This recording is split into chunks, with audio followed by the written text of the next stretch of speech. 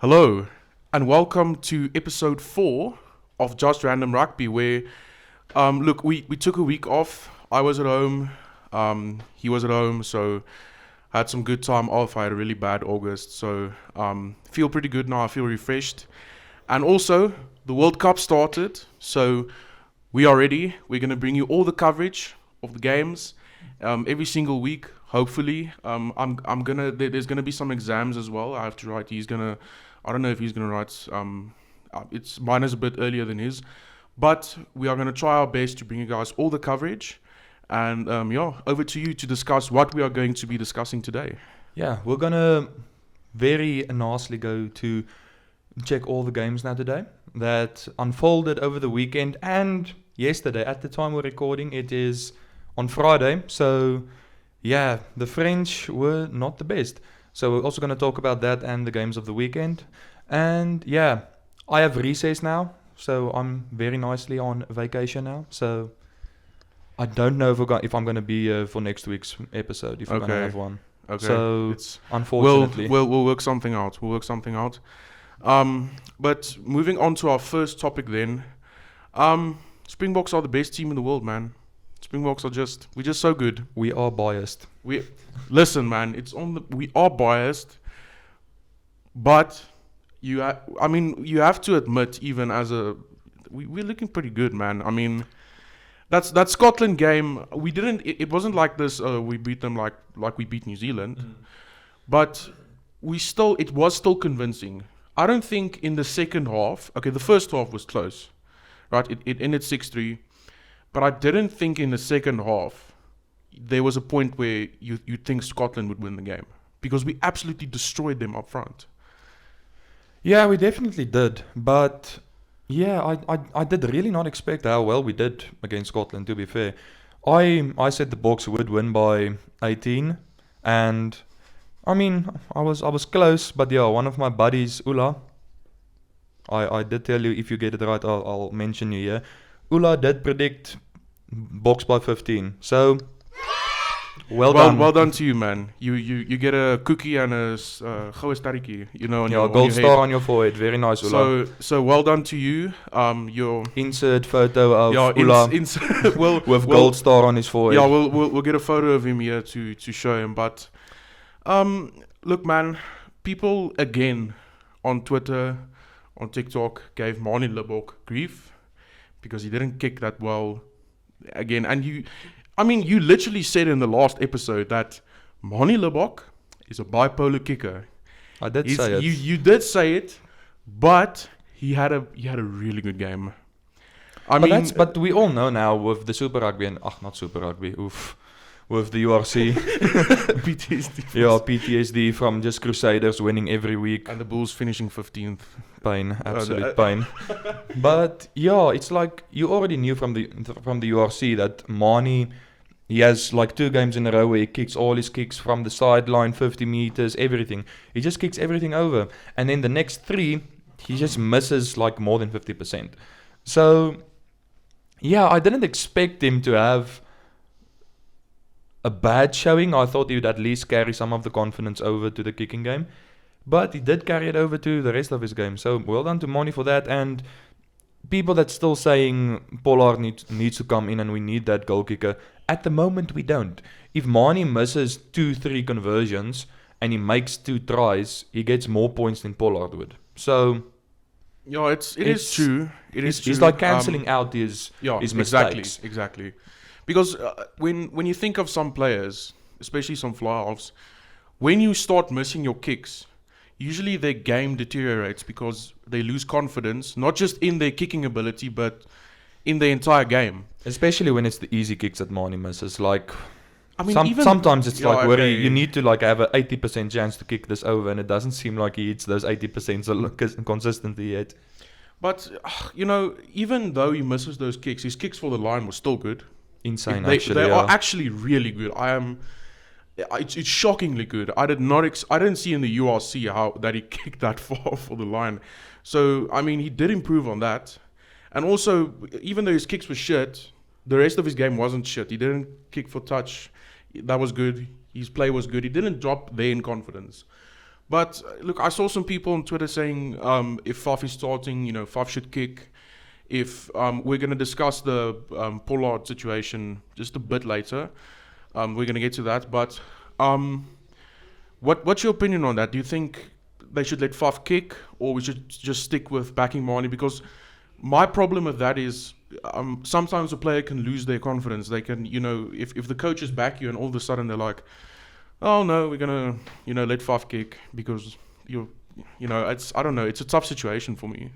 I liked how Sia Kolisi on the press conference said that Mani will always start. He basically said this, that Mani will start with the kicking, and if he isn't on the day, then we're just going to let someone else kick. I liked how he worded that. He actually defended Mani really well, which it just showed you how great Kolisi is as a leader. Because, he took initiative in the press conference. They were busy with asking Jock the question. And Mani was like, oh no, not Mani. Sia was like, this is not, guys, don't disrespect Mani. This is our system. This is how it works. And we're going to back Mani if he doesn't, like you said, if he doesn't kick well, there's other guys in the field who can kick. So, that was actually really good. I watched the full press conference. That was actually really great leadership from Kolisi there. Nothing new. We already knew Sia was a great leader, but yeah, some people, some people on Twitter, I won't say what, you know who you are.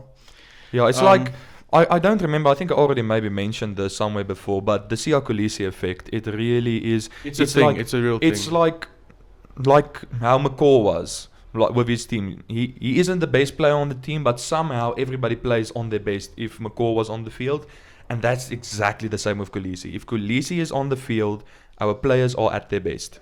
And he also said, to add to the Mani Libbok thing, he also said that when he's off on the day, when he's not, that talkative, when he can't, inspire his team in that sense, he said, I'll let Dwayne talk, I'll let Eben talk, I'll let Andre talk. I think that's also a showing of how good of a leader he is, to recognize that on the day you're not at your best. And I think just I want to say the humility to say worry, I'm not at my best now. I'm not feeling it as the previous 5 games. I need someone to carry me, because we all need someone to carry us some place or another.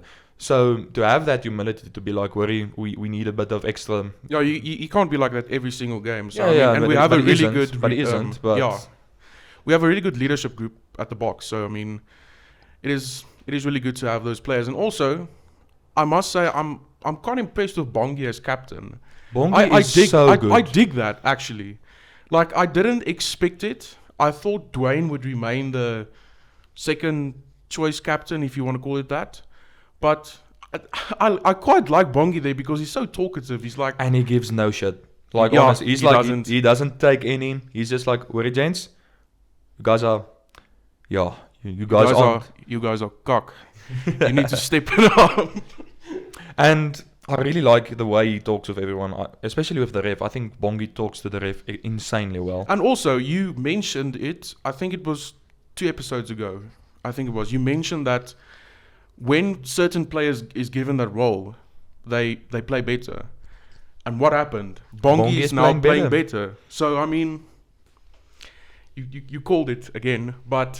Mr. Ball knowledge over here. No. But it's true, he's playing better. I like him in that role. I think it suits him really well. And then moving on, I think that's enough about the Scotland game. I don't know if you want to add. We could maybe talk about the controversial thingies. Oh, the JC Creel. Oh. Okay, so guys. Short and sweet answer, it was a red. Yes. Okay. He gave you the short one. Guys, I know we are biased, okay? I'm biased. But we can even admit as Springbok fans, and please don't come at me in the comments. If you look at the video, it's a red card. I'm sorry. It is what it is. It's the facts.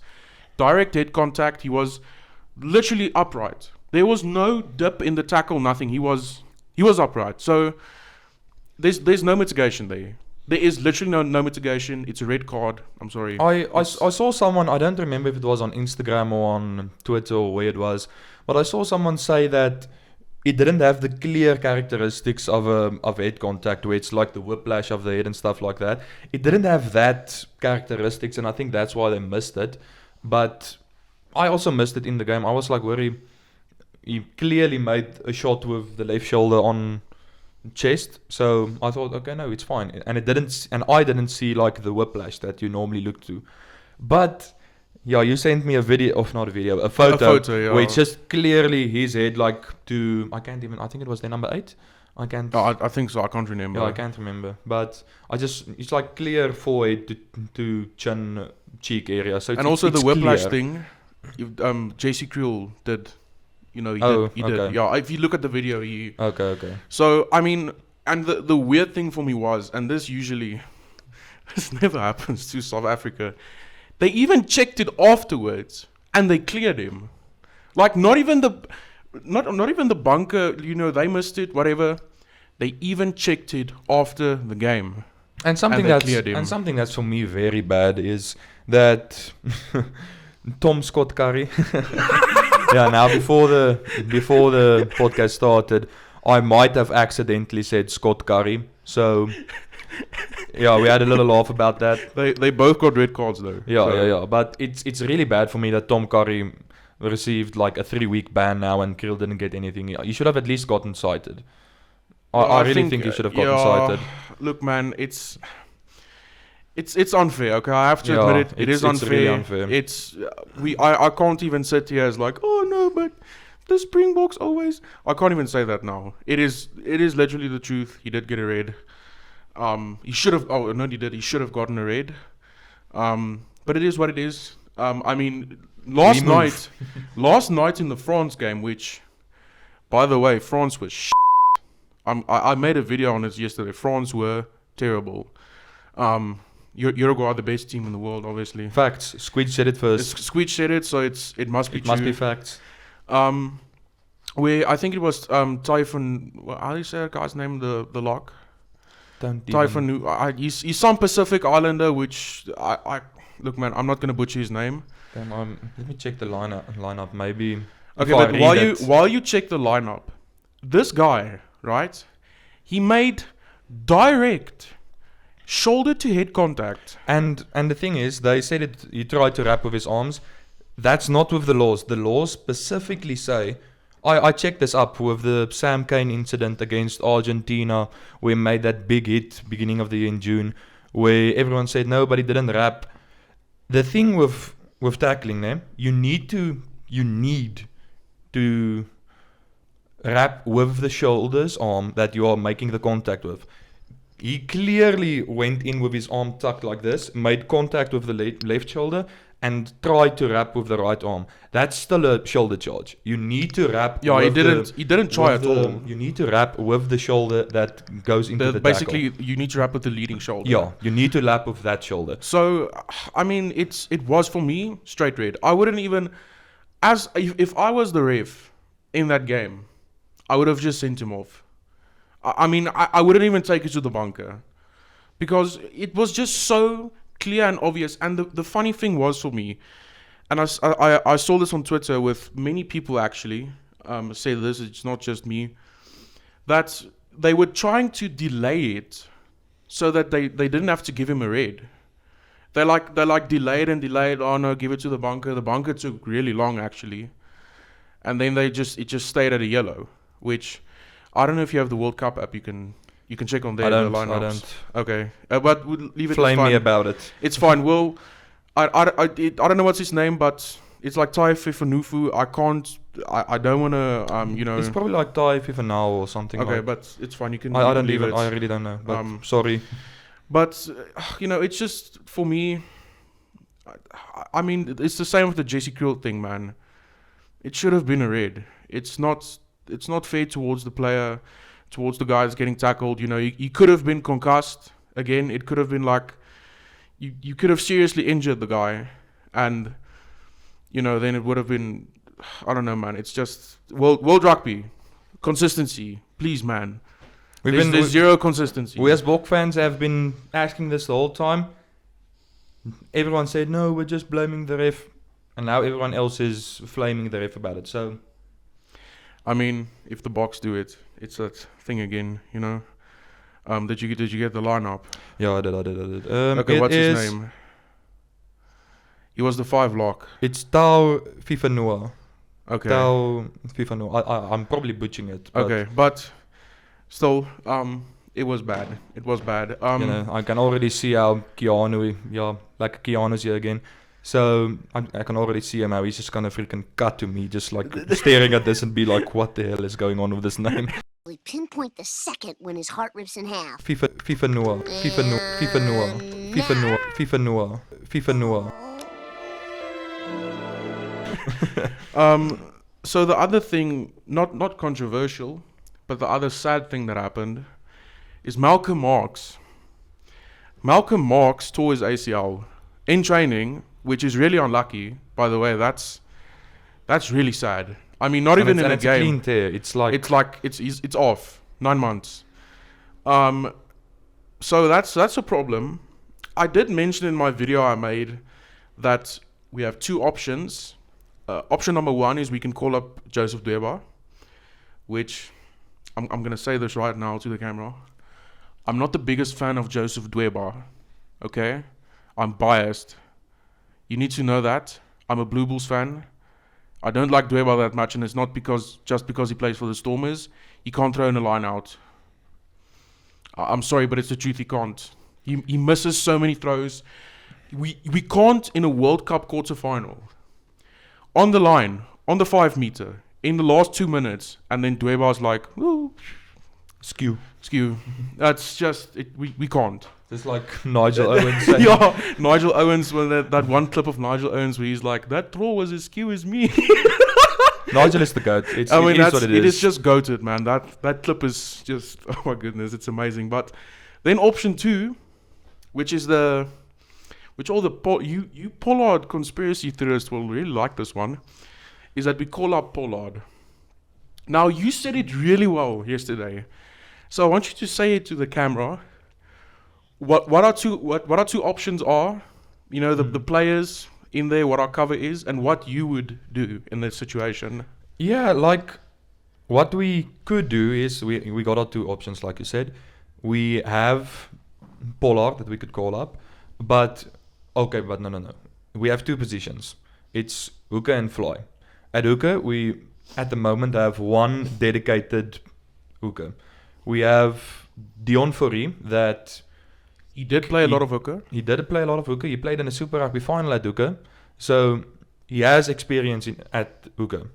And then you got Marco van Staden that they are now freaking Eskom at making a hooker, man. He's going to be the best hooker in the world. Just Absolute saying.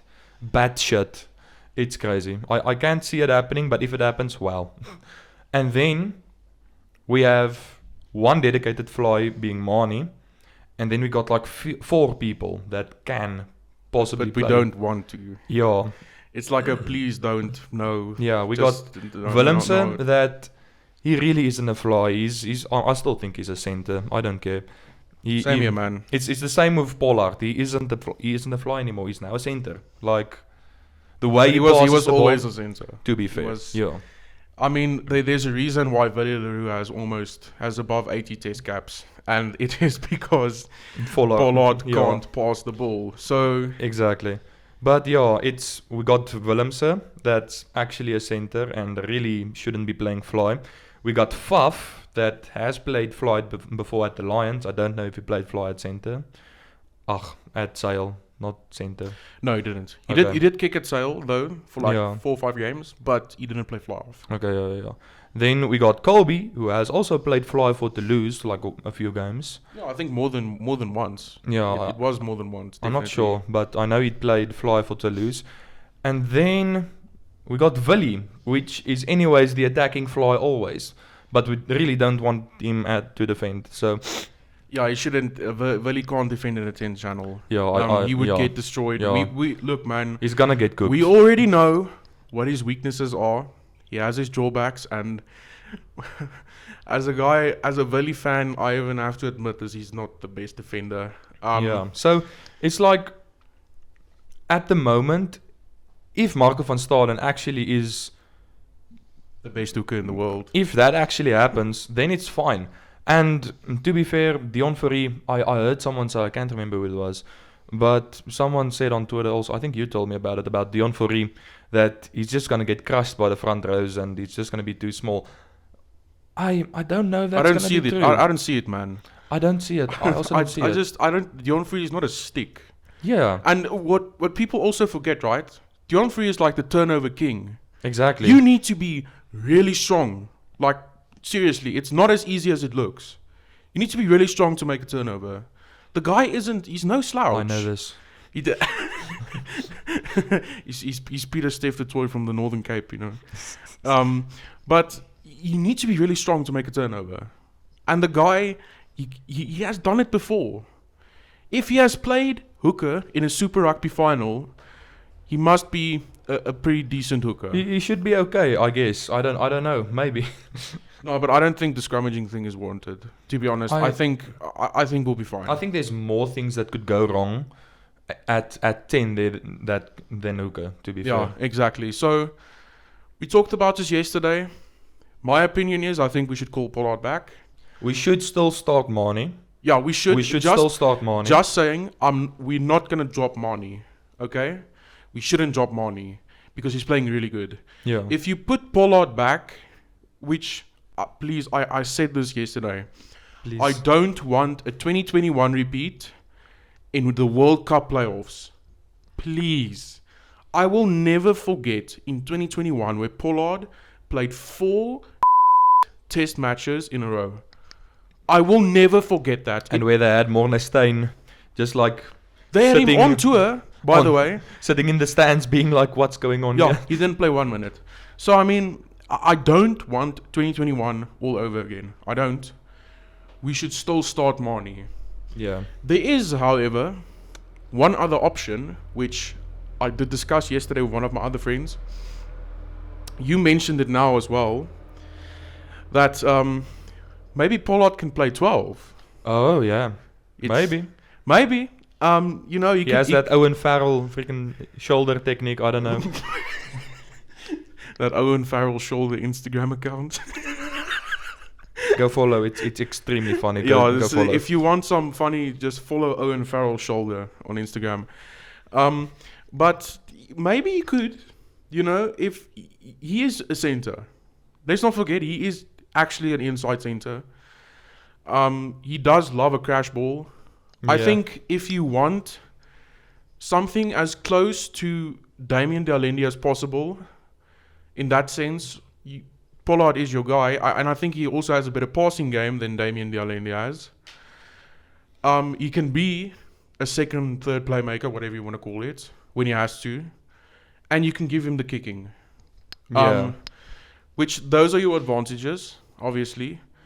But also your disadvantages is, I think we lose some bulk in the midfield. Yeah. Because if you, let's say, I discussed this with Marco yesterday. If you drop Damien de Allende or Andre Esthuizen, whatever, you lose a lot of bulk. You then have to make up for it in the fact that you might have to play Andre Esthuizen at 13, which is also not that ideal. And also, even though I love Canan Moody, I think he's my star boy, you know, obviously. He's not that big, you know, he's not that bulky, big guy in the midfield.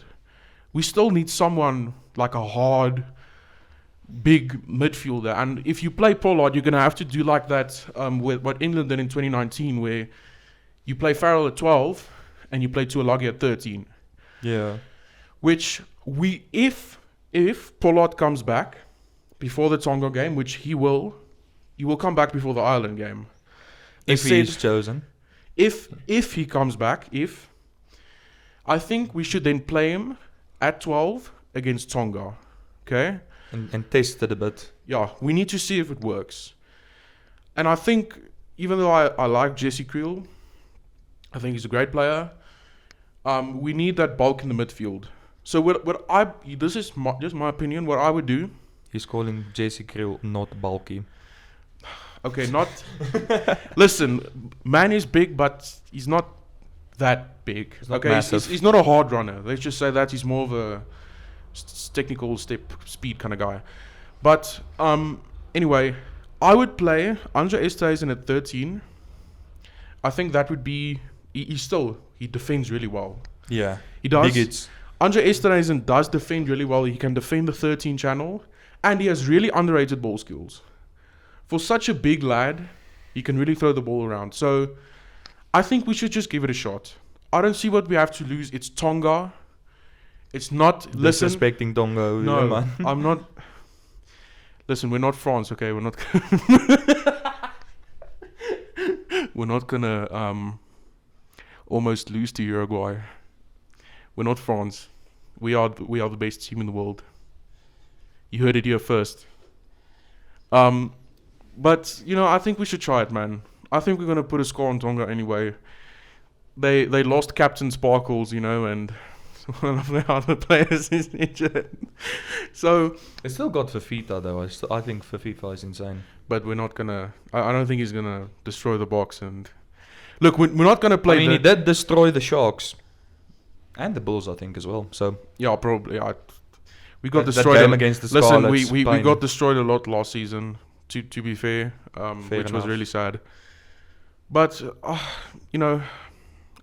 just lost my drift. I completely. You talked about Falau and then... Oh, the Tonga. We're not gonna play this team. We're playing this weekend against Tonga.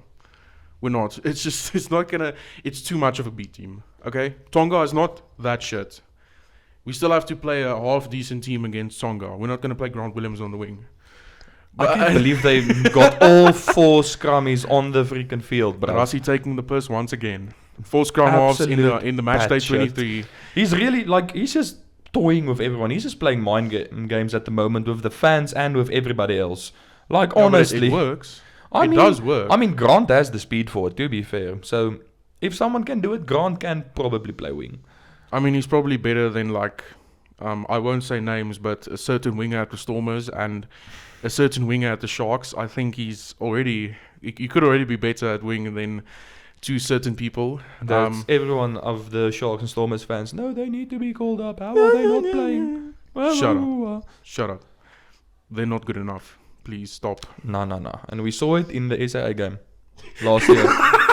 Was it last year or the year before last? The year before last year. Okay, yeah. We saw that. When Johan Goosen single-handedly beat the SAA side, which... Damn, we're on copium with him. But anyway, we move. Okay, so we're back, and we're going to be discussing... We told you we're going to bring you the best World Cup coverage. This is going to be all you need to hear from the ultimate biased Springbok fans. So we're going to start off with the probably the worst World Cup opening game I have ever seen. I really think this is the worst game I have ever seen in a World Cup opening ever. I mean, if you think how New Zealand played last World Cup 2019, because I think the Boks played against New Zealand in the previous World Cup opener. Just maybe untangle your cable over there. Welp. Okay, there we go. Technical difficulties. So you want to say how New Zealand played in that World Cup opener? If New Zealand played like they played in 2019's opener, they would have beaten France. Honestly, this was... Both teams are bad. It's honestly embarrassing. I don't understand, man. And people will give me shit again for saying this. France are nothing without Dupont. Okay? And even when he played, he didn't feature. Which is rare, by the way. Dupont usually always features for France, especially. And he just didn't. He didn't do that much. And, I mean, New Zealand were just terrible again. Except Mark Delia, but we already know this. Mark Delia has carried them the last 2 games. He's been only... 3. Him and Bodie as well. Bodie tries, always. Yeah, but you told me about that one New Zealand fan who's like, sack Bodie, get him out. Cannot believe. Yeah, that's actually stupid. But I don't know, man. I think it's just terrible. A terrible showing from both teams. If they continue playing like this, quarterfinal exits for both. I'm sorry, it's just the truth, man. You can't be playing like that in a World Cup. You can't. I heard someone say, I think it was Skalkberger, but I might be wrong. I really can't remember who it was. But he said that the thing about France is, when you think they are going to be absolutely insane, they're not. And It's really the truth, man. and when you think they're gonna be bad, they're gonna be insane. It's just that typical French flair that always comes in the most unexpected times. I said this to you last year, and I said it to you this year as well. France peaked too early again. They won the Grand Slam in 2022. They didn't lose a game. There hasn't been one result in this year that's saying to me France are going to win the World Cup, because they even lost to Ireland in the Six Nations. So I mean, there's no result that France have gotten this year where I'm like, yo, France are dangerous. It's just not happening at the moment for them. Yeah, it's unfortunate. I think I still think it's just that Ntamak Dupont combo that was carrying them, because I mean Ntamak is so good, and I think they bring the best of out of them both. Yeah, so it's very sad for France that Ntamak got injured, and I don't think Jamina, he's most now the new 10. Yeah. So and I just think him and Dupont haven't been playing a lot together, and Dupont can't get his normal, regular, crazy, freaking batshit stuff is that he's just throwing. Shows you how good the Springboks are. I'm just saying Pollard was injured.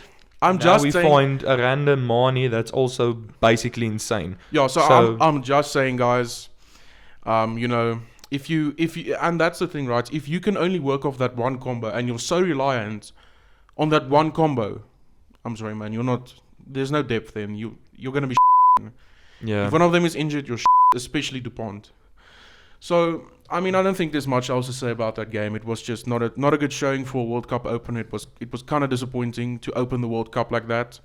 It was a terrible watch for a neutral. But anyway, my uncle won like a 4.5 liter bottle of brandy thanks to that game, because all his friends, I think they pulled like 300 rand each, and they were like, oh wait, the closest to the score wins the bottle, and he was the only one that said France would win. So good for him then. Good for him. Very nice, Kevin. Then we move on to Italy, Namibia, which is not as straightforward as it looks. Italy did hold them. I think Namibia were in front for the first 20 minutes. They were 8-3 in front for the first 20. Exactly. And then they did the typical tier 2 nation thing of dying. Yeah, they just crumbled completely under the pressure, which typical Alistair Coetzee things. Typical Alistair Coetzee. Hey man, at least it's not 57-0, it's 52-8. So I mean, yeah. So it's not that bad, okay? It's not that bad. Pain, man. PTSD. I'm getting war flashbacks. I'm thinking back to the Vietnam. I'm thinking back to 2016, 2017 now. Oh no. Okay, but I mean, Italy, I kind of expected more from Italy, if I'm completely honest. I expected more from Namibia. I blame Squidge for this. He made me think that any tier 2 nation can beat anyone. And especially that Portugal video, Romania video. I thought the Chile video, I in my Super Brew, I said Chile were going to lose by 8. I thought Japan was going to win by 8. And the score was like that until the 65th minute. They kind of just did that again, typical tier 2 nation. And just rolled over it and died. But but honestly, we're going to talk about it later then. But yeah, I expected more from Namibia. I expected them to lose with 35. But yeah, they lost with a bit more. Close enough. But then I didn't watch the Ireland-Romania game. I only watched the extended highlights, but I don't think there's much to talk about. Yeah, it's Ireland. It's Romania. Who could have expected this? Wow, what an unexpected scoreline that is. Wow, but kudos to Ireland. I mean, they actually thumped the tier 2 nation, other than someone. So we'll get to France. we'll get to that later. Yeah. Then Australia, Georgia. So that was okay game. It was actually a decent game to watch. Australia, I mean, look much better. I think they needed. I think they're coming Georgia together game. now. I think they're coming together exactly. now. I think Eddie Jones is that big brain Eddie Jones moment. Just being oh wait, bless, gents, we're gonna see him shit for the whole World Cup. Yeah, we're gonna lose 4 games in a row, and then we're just gonna come back in the World Cup. We're gonna win the World Cup. But they Some look Eddie good. things. I mean, and you wouldn't believe me. Tupou's injured again. Oh no. He did his hamstring in training. No. He's injured. I don't know how long. Pain. They didn't say how long he's out, but I saw on the Wallabies Instagram that he's injured again. That guy just can't stay fit. Honestly, It's so sad to see because I mean it's Tongan Thor. I want to see him play. He's such a good rugby player. He has the potential to be the best tight end in the world. Potential. Yeah, ever. Let's just say it like that. But he can't stay fit. I think his body doesn't like him. He's a bit heavy, you know. I mean, if you're gonna be that big, it's gonna come with those calves and the just can't hold. Yeah, he has massive calves. Yeah, but yeah, I mean, I think Australia needed the confidence. I think they got that confidence, and I think they're playing Fiji, right? Yeah. Okay. You already know I'm gonna go full OPM and I'm gonna say Fiji is gonna win by 5. Yeah, exactly. But I think heading into the Fiji game, they'll be feeling pretty good. I do think they'll be feeling pretty good about themselves. I don't think they should be feeling that good after they saw the Wales-Fiji game.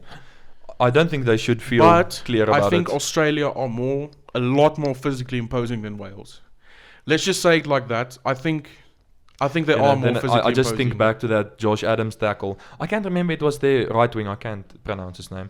But the Josh Adams tackle on that right wing. Yeah, okay, that was pretty good. I must say. Yo, man. I'm going to talk a lot about that game. I already want to start talking about it. So I think that's all we have to say about that game. Then moving on to I think the most shocking result for me, if I'm honest, we all know, and I said it in the previous episode, that England are England are this and that, but I did not expect Argentina to the bed. They absolutely the bed. They didn't do anything. That should have been a 27-3, by the way. Yeah. They scored like a consolation try in the last 10 minutes. Argentina were nowhere. This is the biggest Czechia implosion we have ever seen. Like, we haven't seen a team from Czechia actually implode this badly. I don't know what's going on in the camp, but it can't be good. Something's off. Something is very off. Yeah, man, it's not looking good. Bro. Absolute pain. Insert the it's not looking good, bruv. It's not looking good, bruv. It's not looking good, bruv. So, and also give credit to George where Ford. credit is due to George Ford. Freaking 27. He got all the points, name. 27 points. He scored all the points. He had like that vintage Mornay Steyn performance where he just like decided, you know what, I'm taking this game into my own hands. I'm going to kick all the points because I want England to win. And you know, you have to give that to him. And he did it. He quite frankly did it. I mean, I remember a couple of years ago you telling me that you think George Ford is probably the most underrated flyer in the world. Yeah. And I mean, he proved he's still pretty good, man. And honestly, but better than Mr. Owen Farrell and Mr. Shoulder Charge. except he isn't better than his shoulder. Owen Farrell's shoulder is better. Only facts. Owen Farrell's shoulder clears every single. Only facts, no cap. So, I mean, man, look, Argentina. I don't know what you have to do, but Czechia, you have to do something because this is. If Argentina played like how they played against England, they're gonna get grouped. They're gonna lose against Japan and get grouped. And I really don't want to see that. But I mean, I'd rather want Argentina and Japan to go through. But look, man. Yeah, I said in my World Rugby fantasy, I put Boffelli as my super kicker. Pain. That didn't work out that well, did it? So pain. Yeah, I think moving on from that, it's just too much pain. But I mean, look, the England team overall weren't that great. Like, they weren't that good. Yeah, to be honest, George Ford literally carried them. He put them on his shoulders, and he absolutely carried them to the victory. He just carried England's lifeless his corpse. His back is so sore from carrying England. So, I mean, well done to him. Moving on then to Japan, Chile, which was also not that far. This was all kudos to Chile though. Like, they were in it like till the 60th minute. And I can't remember I can't remember a lot of things, it would seem today. But someone said if you give those tier 2 nations a chance, if they're still in it to the 60th minute, they're probably still going to be in it till the 80th. And We saw that yesterday night. Yeah, with Uruguay. But yeah, unfortunately, Chile was still in it till the 60th, and then they just rolled over it and died. Well, I was Like so the sad. Like, honestly, because Japan's form coming into the World Cup was. Yeah, They terrible. lost against. I think Samoa. They lost against Fiji and Samoa. Yeah, Fiji and they Samoa. beat Tonga with a point. Yeah, so that it's not looking Or good. beat Bev. Tonga with a It's- point. Grammar, I hate it. So I mean, they weren't looking great. Not at all. And Chile did keep it close, but let's just say Japan had a much better performance than Yeah. a certain other team. But yeah, don't take it from Squidge. Don't disrespect these South American teams. They're not that bad. They are playing some good rugby. Actually, playing some decent rugby. Some good rugby. Then, potentially, the game of the tournament so far, and the best watch. This has been the best game to watch because By there's far. so much drama. By far. I mean, the ref was absolutely dog shit. The man, there was no consistency whatsoever. I mean, Wales, and it was so And frustrating Bigger to watch. swearing at his teammates. Yeah, bigger. Ball off the field! The passion merchant himself. I mean, he literally said in the press conference if he could do it again, he would. Well, so I mean, he has no regrets. Well, I mean, you're like barely in front and you start playing the ball in the dead ball area in your own try line. You're gonna Something's gonna go wrong. Something's gonna go wrong if you're gonna do that. So you gotta understand where Bigger was when that happened. He's like, get the ball off the field. Yeah, it was exactly like he said. So, I mean, this was great. This was a great watch. It was really close. The ref. I mean, it was so bad because Wales gave, I think it was 4 or 5 cynical penalties in a row. Yeah, and then And they Fiji didn't get gave carded. one. One. And Yeah. it's like, No warning. He gave no warning. but normally, I gotta say, normally it is for both teams. But you can't. You can't do that, man. Yeah. I'm sorry, you can't. It's not. You have to be consistent. yeah.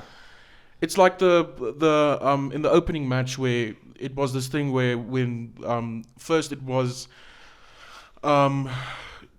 New Zealand who did a kick chase, and then one of the French players bumped the New Zealand player down and the ref didn't blow a penalty. When it happened to the French player where the French player got bumped down, the crowd went crazy, but at least he was consistent. There was no consistency in this game whatsoever. And this game was like, there was no point in the game where you were like, oh, Wales are definitely going to win. Fiji are, it was really close. Actually, like in the last 10 minutes, I think Fiji needed 3 tries to win. And I was watching with one of my buddies, shout out to Roy, thank you. I was watching with Roy, and like in the last 10 minutes, he was like, all right, the game is done. They need 3 scores to win it, 3 tries to win it. And I was like, if there's one team in World Rugby... I just wanted to say, if there's one team who could pull it off... who can score 3 tries in 10 minutes, it's Fiji. And oh, they were so close.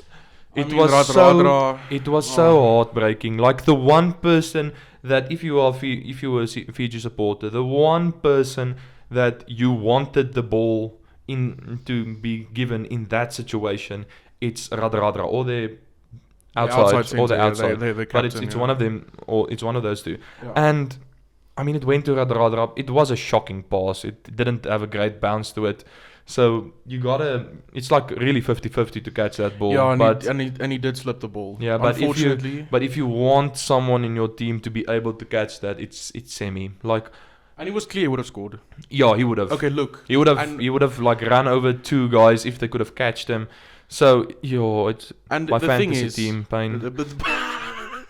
your Semi's Super in Brew mine. your Super Brew ain't looking too good. It ain't looking. He's still got like 16, 17, 18 points, and they lost. And he could have gotten an extra try. So Yeah, fair enough. it just shows how freaking awesome of a player Semi is. It's crazy. You know, I saw a photo which actually broke my heart of him, like basically crying after he dropped that ball, which you never want to see that, people man. shouldn't take photos of And that, man. also, like, just saying, I don't know if they would have kicked the conversion because they I fly also off. don't know that, but Look, I don't think their fly off would have converted. If I'm completely honest, I don't think he would have converted. I think they would have still lost. But probably, yeah. But it still could have been close. The Wales were themselves on the bench. If you Absolute when- pain when the they camera- showed yeah. Dan Bigger. Yo, he on the was- bench. Yo, You look so stressed, man. But hopefully there's more of this in the World Cup. like Because honestly, this, if Fiji plays like this the whole World Cup, just give them the trophy. I don't care if they lose all their matches. Just give Fiji the trophy. I don't care. I really want Fiji now in the playoffs. like honestly, I really want Fiji in the playoffs. we now we after this need game. it. We need that. Yeah. I need that. Yeah, we need that. I need need that. So moving on then. Oh, this is gonna be good. This is gonna be good. France last night were dog. They were terrible. They were useless. I don't know what words there is. There's no words. And I mean, they like you want to say, oh, but they played the B team. I mean, South Africa played the B team against Wales, and we thumped Wales. South Africa So- we played our B team and beat Australia 43-12. So So shut up. you Shut up. expect a bit more from the team that's like the, Yeah, the the- bookies' second favorite team Yeah, to win the game. such a team with good depth and such, and you. No, I'm sorry, man. You can't tell me anything now. Their B team is terrible. And the South African B team are the best team in the world. Springboks. But no, man. Look, Uruguay. You could still see they're a tier 2 nation. They made some really stupid mistakes. the lineouts were shocking. I think both lineouts were shocking. True facts. And also, surprisingly, both scrums were shocking and good at the same time, because it wasn't like this thing where it was like, you get a penalty, and then you get a penalty, and then you get. It was like back and forth penalties. You have to scrum. I'm sorry, man. If you consider yourself the second best team in the world, or whatever you want to call it, you have to scrum Uruguay. And they didn't. Even the reserve props from Uruguay. I mean, come on, man. It's just embarrassing. It is just so bad. So bad. so bad. So you can't even describe how terrible France were. And also, without Dupont, France are nothing. I'm sorry, it's the truth. You can't tell me anything else. They were There was no creativity in attack whatsoever. That bold scrum off, he can't do man. Like, he was against Uruguay. I mean, we have to just think for a moment. It's Uruguay. Uruguay. I know Squidge said they're the best team in the world, but it's a joke. I mean, it's not. It's not a joke. But I mean, man, if this was the Springboks, I'm just saying, right? If the Springboks put on this score against Uruguay, we would have gone onto it and be like, oh no, Springboks How Springboks can these are gonna- Bok fans, these mid-box fans, Yeah, the be mid so box. sure that they're gonna win the World Cup Well, now, if they play this bad?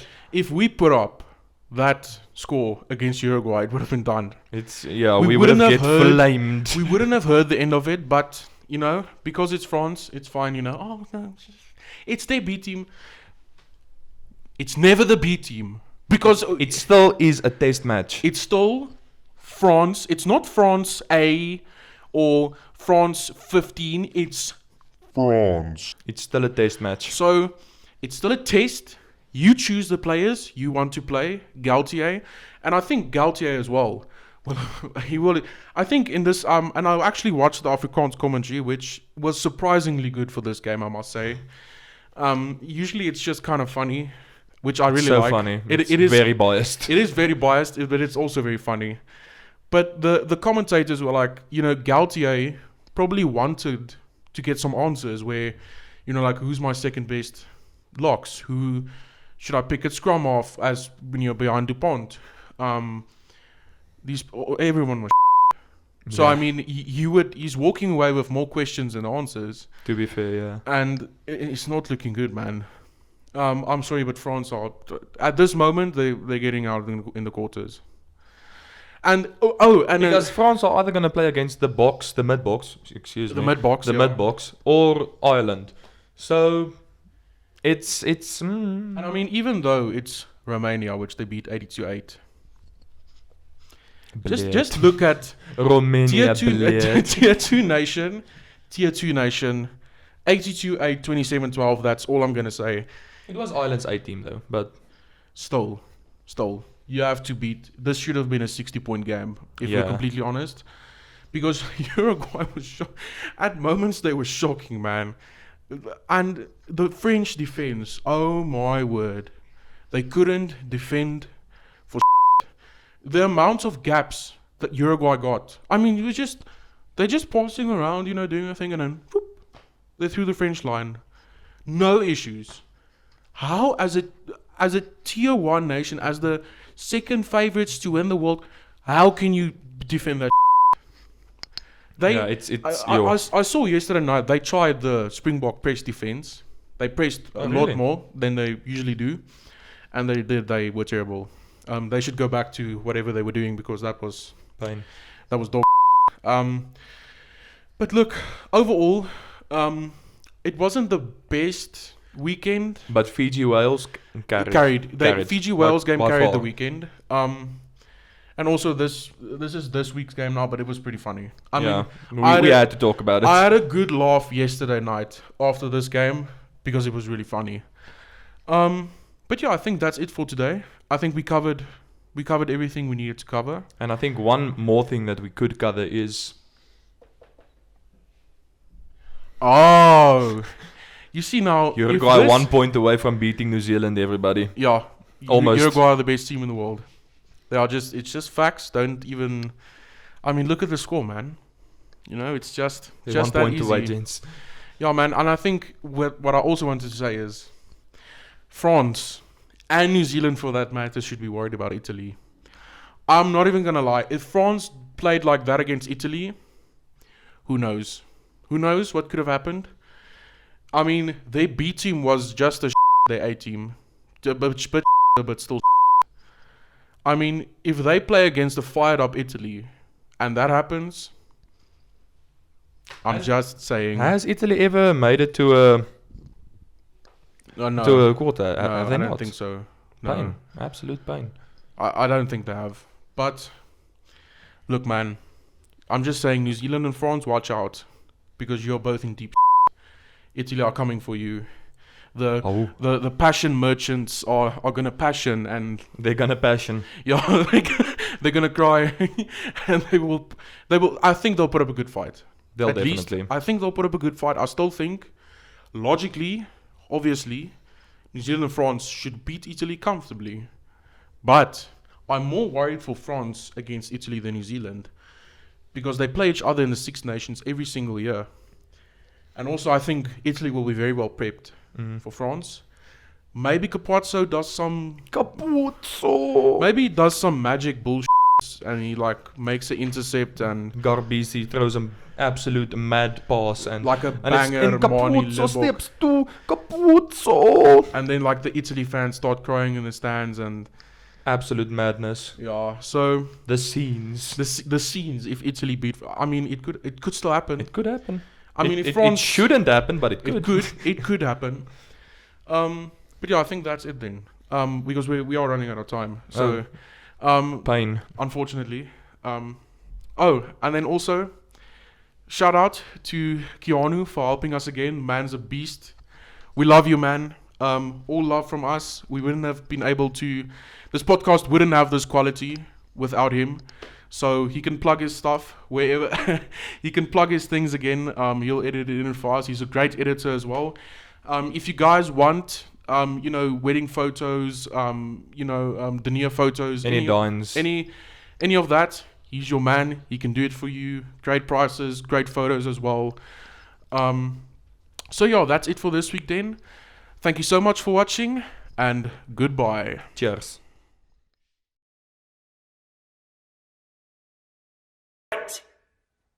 Just do it!